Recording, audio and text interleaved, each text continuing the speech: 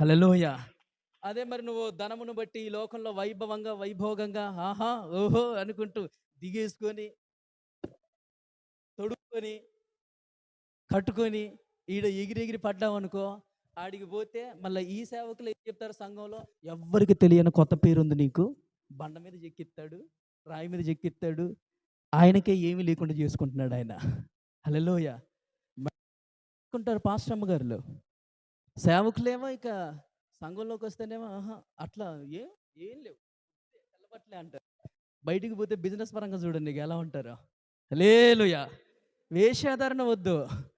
దేవుని చూపులో ఉన్నావు నువ్వు. దేవునికి స్తోత్రం. గట్టిగా చప్పట్లు కొట్టి ప్రభుని స్తుతించు. వేషధారణ వద్దు. దేవుని చూపులో ఉన్నావు. దేవుడు నన్ను చూస్తున్నాడు, నా హృదయాన్ని పరిశీలిస్తున్నాడు, నన్ను పరీక్షిస్తున్నాడు అని నీవు దేవుని యందు భయభక్తులు కలిగి ఉంటే చాలు. నీ ద్వారా ఇంకో కుటుంబం అంతా దేవుని వైపు తిరుగుతుంది.